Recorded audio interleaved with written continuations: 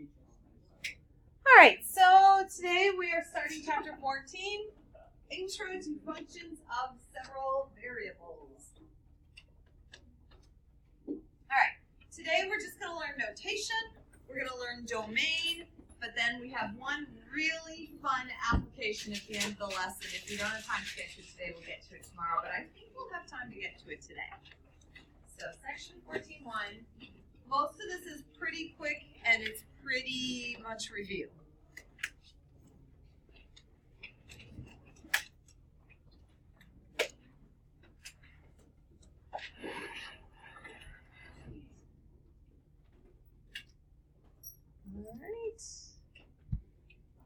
Okay, so a function of multiple variables is similar to a function of a single variable. The main difference is that the input would be ordered pairs. Or, just so you know, like most of the time, we will have functions where there are three variables, two variables for the input and one for the output. So we'll have an x, y, like ordered pair for our input and a z value for our output, bless you.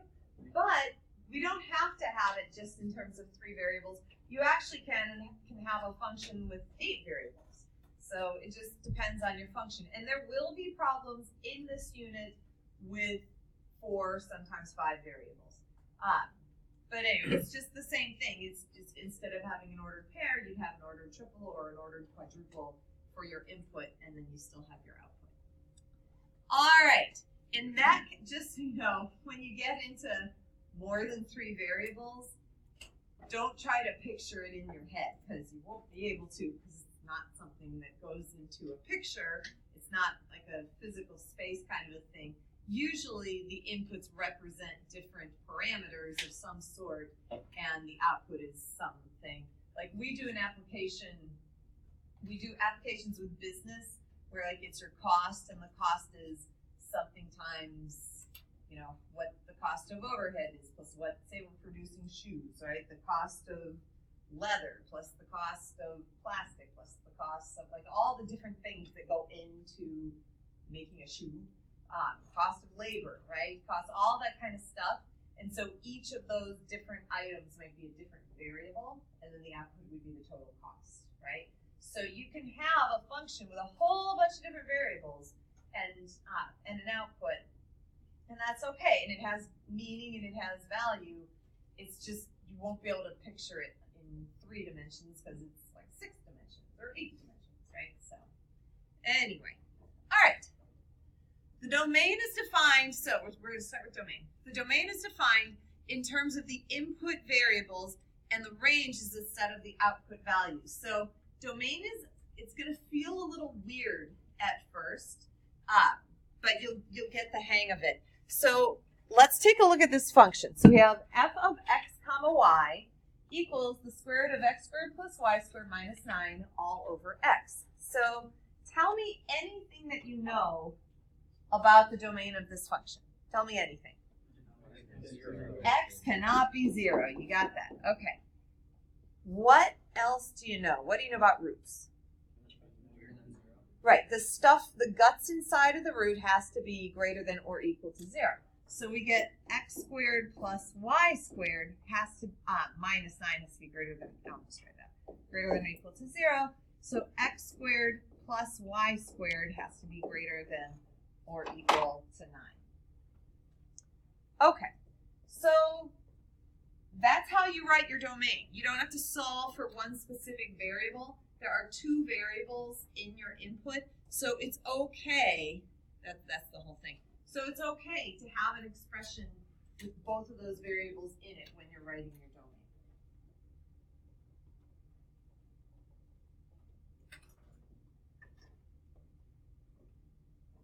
All right.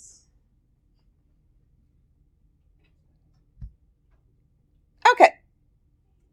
So let's just practice plugging into functions. This is going to feel like Algebra 1. That's okay. So if suppose f of x comma y, by the way, whenever you see f of x comma y, you will see that used with z interchangeably. It's kind of like us saying like f of x equals 3x plus 2 or y equals 3x plus 2. We kind of use f of x and y interchangeably. F of x comma y is kind of the same thing as z. So if you see z equals 2x plus y, f of x comma y is just the function notation for 2x plus y. All right, so f of x comma y equals 2x plus y. Take a second, find f of 1 comma 5, f of negative 3 comma 2, and then state the domain and range of f of x comma y. I'd be happy to. Whoops. Don't look. Okay.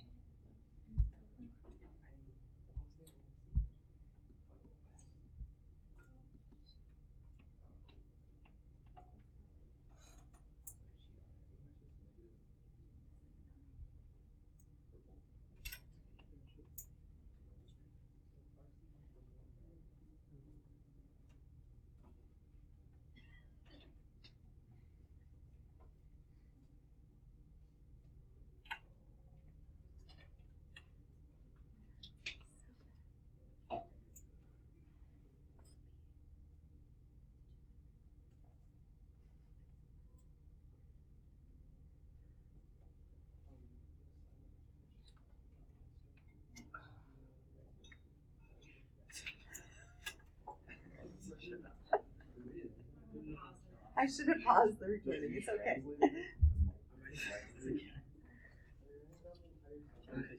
You good? All right, good. You're so welcome. Anytime. Okay. All right, so take a minute. Find the two function values and then see if you can figure out the domain and the range. The domain and range shouldn't be too terrible.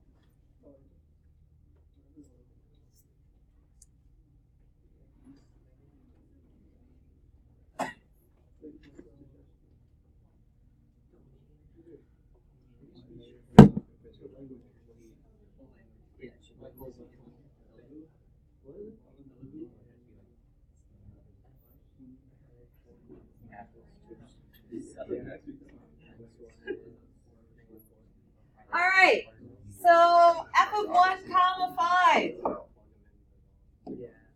2 times 1 plus 5. What's f of 1 comma 5?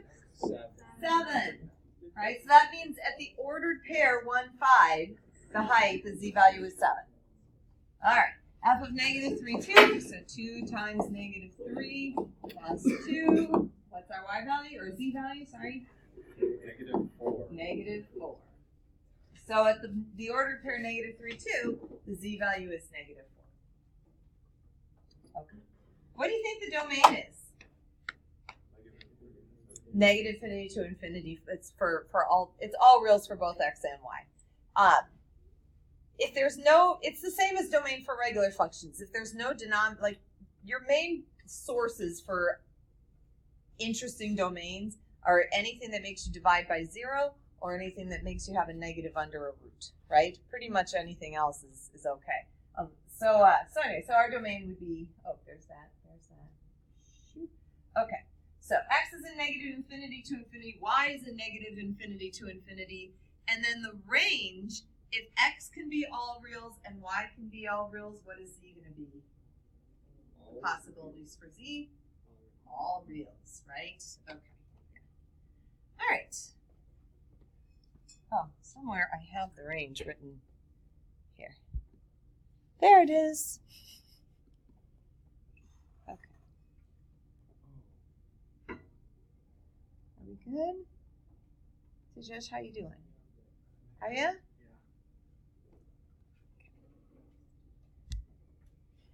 All right. Just for fun, we're going to do a function with 3 inputs. So take a minute, find these 3 function values, and then see if you can figure out the domain of f, how to write it. Don't overcomplicate it. It's pretty simple.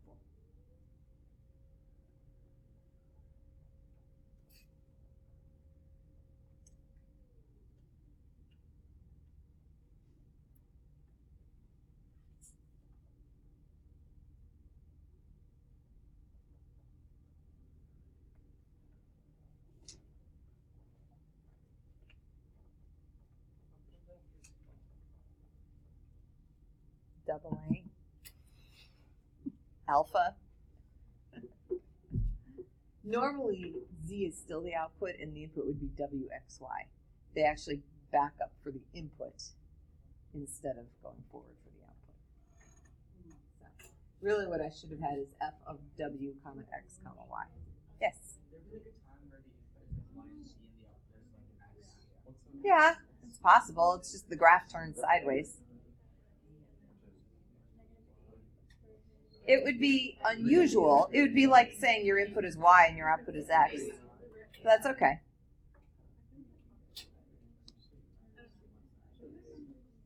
All right, f of 0, 5, 4. What'd you get? 3. Root 9 or 3.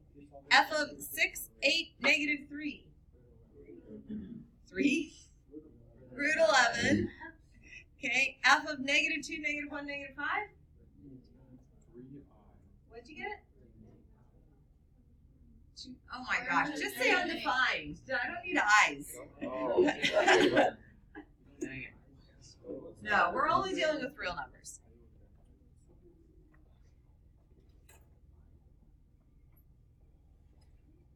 So, what do you know? What has to be true for f to exist, for f to be defined? And that is your domain. And that's how you write it. Right? Whatever has to be true for the function to exist is how you write your domain. All right. Moving right along. All right, one more. Arc cosine. So principal values only. Arc cosine is defined, its range, its output is between what two angles? 0 to pi. 0 to pi.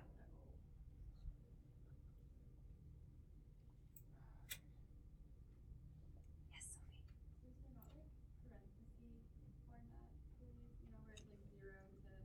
Oh, interval notation? You could do, the problem is if your domain has to be in terms of multiple variables, there's no real way to write it. No.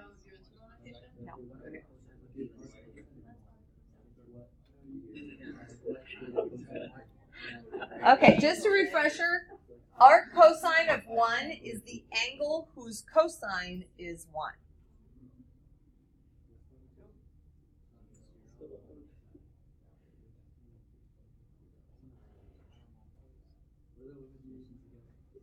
Oh, the answer has to be between 0 and pi. Inclusive. It includes the 0 and the pi.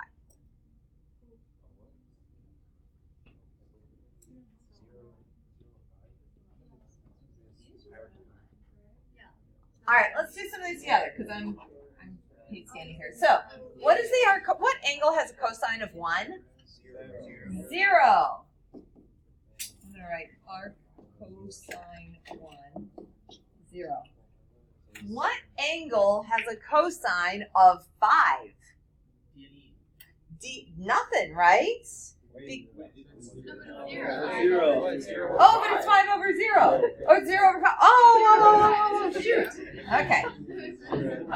Darn, I was all excited about talking about the interval for cosine. Okay. Never mind. So the arc cosine of 0. Okay, so what angle has cosine of 0? Pi. Okay.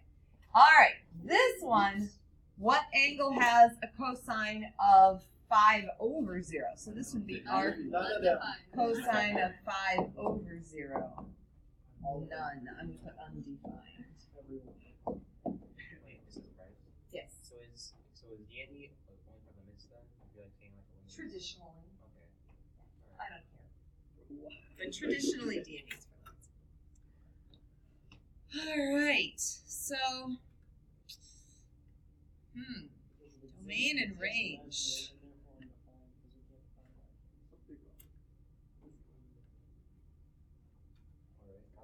The range is actually pretty easy. I already told it to you. The range is 0 to pi, right? All of your output has to be between 0 and pi. So you've got the range is 0 to pi. The domain is a little bit trickier in that you want all of your, I heard, I think it was Pranav who just said it, the input has to be between what two numbers? -1 and 1, right? Right? All cosine values are between -1 and 1. Think of the graph, right? Right? Right? Okay. So what does that mean? That means that y over x has to be between -1 and 1. All right, I'm curious how I wrote that. Let's see. So for the first one, got 0. Second one, pi halves. Third one, undefined. Okay, and x cannot be 0. So, yeah, I should have put x cannot be 0, and then the range is 0 to pi. Yep. There we go.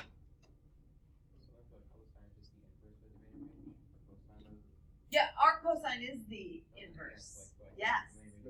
So the domain and range for cosine swap for our cosine. Yep. Yep. Okay.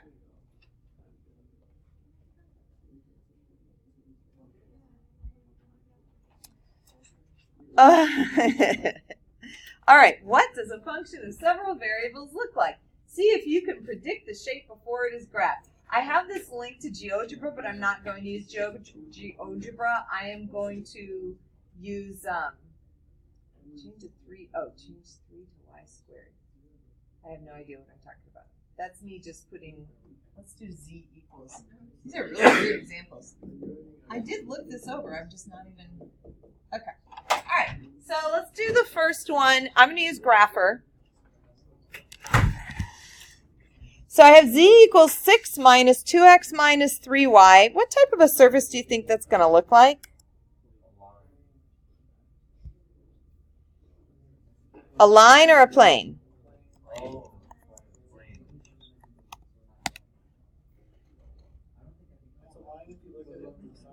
It's a line if you look at it. And hey, the equation of that line has to do with this, like letting your, whoa, whoo, okay. Okay, it's so hard to tell. I'm trying to get you to see top down, but I can't get it quite to go. All right. Well, anyway, if I'm looking straight down from above and I want the equation of that line, how could I find it? Just set my z equal to 0 because that's the line on the xy plane, and then solve for y and I get the equation of the line. But it's a plane. Right? Okay. So linear inputs, you get a plane. Let's take a look. What else did I want you guys to do? So what if I did 4 minus x squared minus y squared? What do you think that's going to be?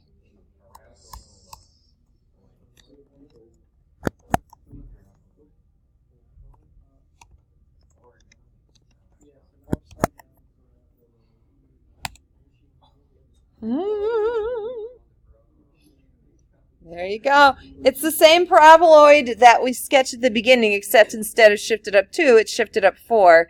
And then think of this as minus the quantity x squared plus y squared. So what are you doing? You're just flipping it upside down. And there's our beautiful paraboloid. Woo! I love looking inside. I always think it's so cool that you can look inside. You hate the what? I know. I do too. I wish it didn't, but every time you change it and take it off checkerboard, which is like quite a few clicks to do that, if you type in, as soon as you type in another equation, it goes back to checkerboard again. Yeah.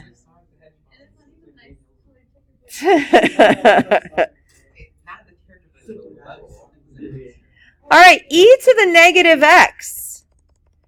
So if I type in e to the negative x, whoops, there's no y in the input.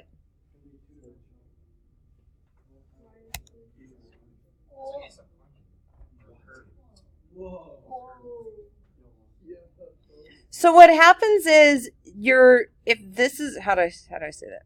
Okay. Okay. So as your x, it's going down because it's negative x. I was thinking e to the x. Okay. So since it's negative x, so as your x changes, it's putting in, like if you look at it from the side, that's positive x, that's negative x. So this would be like e squared, e cubed, e to the fourth, e to the fifth, whatever. And then this would be e to the negative first, negative second, negative third, and so forth. And it's getting smaller and smaller. The y value, since the y value isn't in the equation, the grapher just assumes that it's the same for all y values and expands it out into this lovely 3D shape. Yeah. So just like if I graph, so having, when you're in 3D, even if there's only two variables, you're always going to get some sort of like a big shape. So there's no, even like, for example, when you're in 3D, even if there's just one variable, like if I graph x equals 3, what do I end up with? I get a plane, right? And it just assumes x is always 3, and then it just gives it that for all y's and z's. So anyway. All right, so there's our z equals e to the negative x. Fun playing with graphs. Again, I'm going to say this, I've said it before, you don't have to have any of these graphs memorized. If you ever are doing a homework problem and you are stuck and can't picture it, just pull up Grapher and graph it. So does everyone understand how to use Grapher? Just go to 3D and then you just type it in. Okay. All right. Okay, this is the part of the lesson that's really fun. So this is like one of our first big applications. All right. Now, your old book used to call these scalar fields. The most common name that I have seen for these is contour maps. So you'll see contour maps a lot. You'll see level curves a lot. So those two names, so contour maps and level curves. So you'll see like here's level curves, contour lines. What does this kind of a map make you think of? Topography, right? It's an elevation map for some sort of a mountain range or something, right? Okay. What about this guy? So a weather map, right? Yeah, it's a temperature range map. How do these maps get generated? So what happens is, if you have here they're not doing it with functions, but what they're doing is they set a boundary and they say, all right, where all the temperatures, find the spot where all the temperatures are exactly 50, right? And draw that line. Then find the spot where they're exactly 60 and draw that line. And then in between, they're just shading because it could be anything in between. Here, they're saying, find the spot where the height is 1,000 feet. And then you draw that wherever it's 1,000 feet. And then find the spot where the height is 2,000 feet, right? And you draw the curve. And you just continue on. What I like to think of this as, okay, so this is done by a student named Riley Quirk in 2011. She was one of Mr. Thomas's students. Oh, I don't know if it was a she or a he. I guess I've had Rileys who were boys and Rileys who were girls, so I don't know. But anyway, so what I like to think of level curves as is it's a way to take something that's three-dimensional and collapse it down into two dimensions. So what you do is like here, this is like a mountain range, right? And so you take all the spots where the heights are the same and you kind of outline them. And then if you were to look at it in two dimensions, you get this. Does that make sense? So it's kind of a way to take a three-dimensional graph and collapse it into two dimensions, right? All right. So how do you generate level curves based on a multivariable function? So that is what we are going to do. And there's multiple methods for doing this. I used to follow the book, and now I kind of do my own thing. Oh, and I liked this. I did find a few other graphics that I wanted to show you too. So this is, I found this online. They're kind of showing you, like if this was your multivariable function and you sliced it at various heights, and then all like the outline of those slices, you project them down onto a plane and you get your level curve.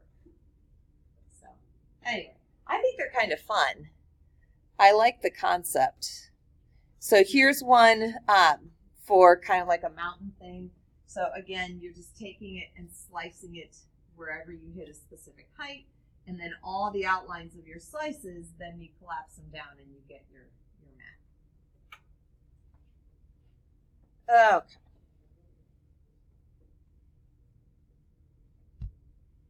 Okay, so how do we actually do it though?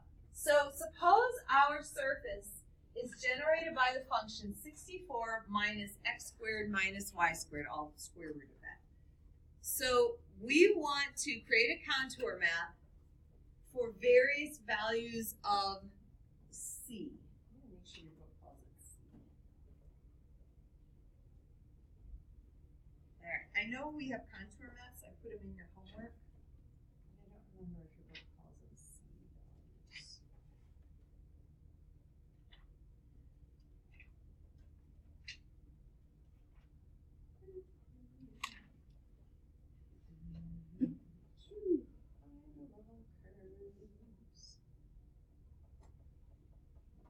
Oh, they're using K. Oh, no, they're using C. Looks like they use different letters depending on what they want to do.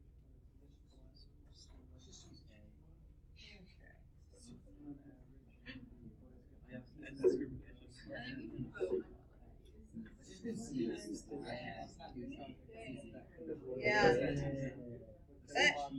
Okay.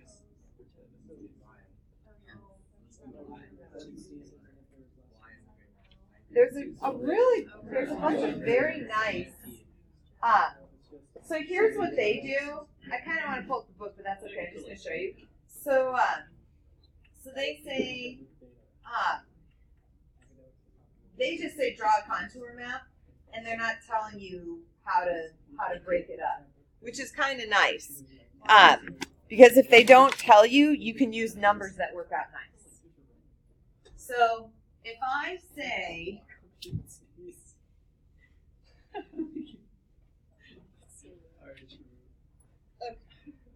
so for this one, if I say square root of 64 minus x squared minus y squared, I want to know all the values where this equals 0. So then I solve, I get 64 minus x squared minus y squared equals 0, and I get x squared plus y squared equals 64. I can stop right there because I know that this is a circle with a radius of 8, right? So if I'm sketching my contour map and the center is just at 0, 0, I can just sketch a circle, pretend that's a circle, right? And so this is where my function equals 0. If I want to do it where my function equals 1, then I get 64 minus x squared minus y squared equals 1, x squared plus y squared equals 63, which is kind of stupid, right? Because we're just going to go, it's going to be circle, circle, circle, circle, circle, but you're going to have a radius of 8, a radius of square root of 64, square root of 63, square root of 62, square root of 64, right? And they're so close together that sometimes it's nice if you can pick your own C's and say, look, instead of setting this equal to 1, let's see, what would be the next nice perfect square? So 49, and just set it equal to something so that I end up with 49, right? So what would that be, 15? Oh, wait, but I need square root of 15. Right? And then equals 15, and then I get 49, and then I get a circle. R equals 7, right? But anyway, yeah, either way. So this is me kind of setting, so if they tell you where they want the contours to be, then you're just setting your function equal to those numbers and solving enough so that you can sketch it, right? That's all. It's just solving it enough so that you can sketch the equation of whatever you end up with. In this problem, you end up with a bunch of circles. I did not want to graph them by hand because I'm terrible with circles, so I just graphed them in Grapher and copied and pasted them in. But anyway, so that would be like a simple contour map. I have one other one though for us to try. Does that make sense? Did I go through that kind of fast? I can't tell. How are you doing? Yeah. Yes. Could you re-explain the concept of C? Yes. Okay. See, so say this is my mountain range, right? And so say I want to make a contour map for every 100 feet high. Then I would have C equals 0, C equals 100, C equals 200, C equals 300, C equals 400. It's all the spots where you want to create a squiggle line. You know what I'm saying? So it's all the values where you want to set a defining line. Usually we go by evenly spaced intervals. If it's topography, we go by every 100 feet or every 1,000 feet, depending on how big we're talking about, right? But something like that. If it's weather, then you would go by every 10 degrees or something. So you'd have C equals 10, 20, 30, 40, and you do it like that. C's are like your Z values where you want to create your squiggle lines. Which I call them squiggle lines. I'm sorry, they should be called the contour lines. Yes, the contour lines. So would this be the same as if C was the variable Z, you graphed it in the 3D plane, would that be the same as 3D shape?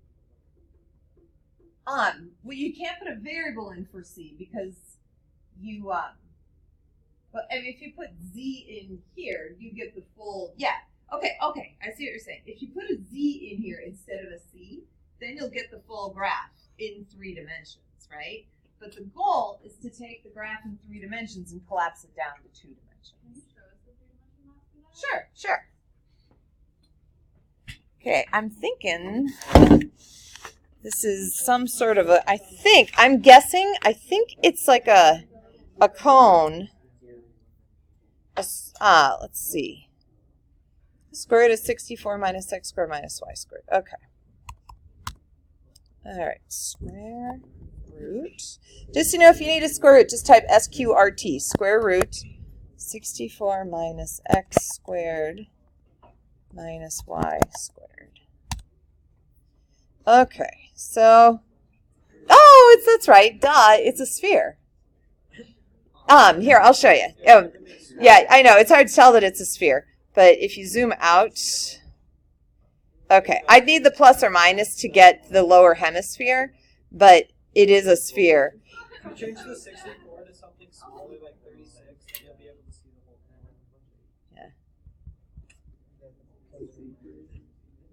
thing. Yeah. Okay. And the reason that I know it's you can tell a sphere analytically. Here, I'll write on here. Because if you have Z equals the square root of 64 minus x squared minus y squared, right? If you square both sides, and then move these over, you get x squared plus y squared plus z squared equals 64. So it's a sphere of radius. Oh. All right, next.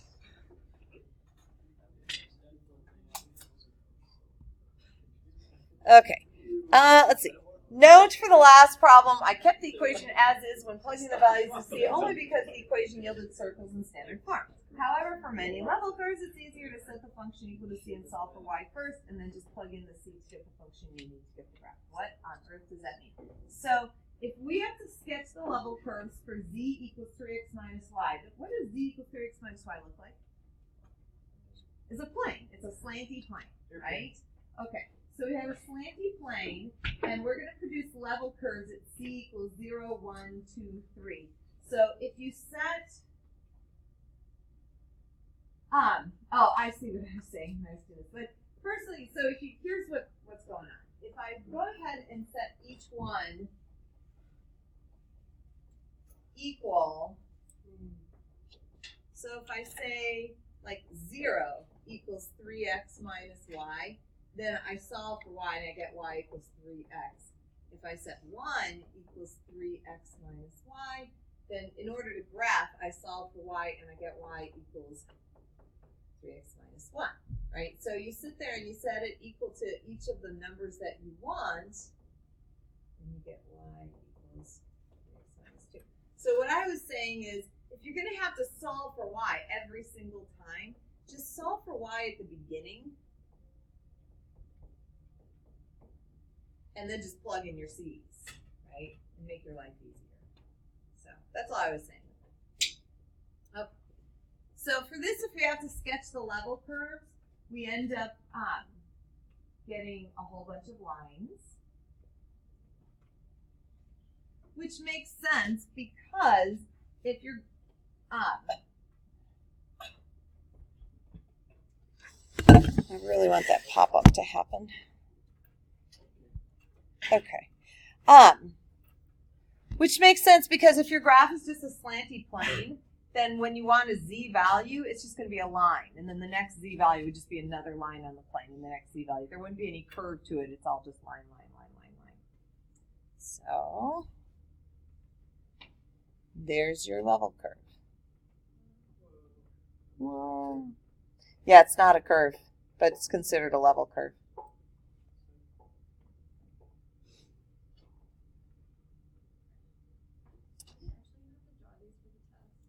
No.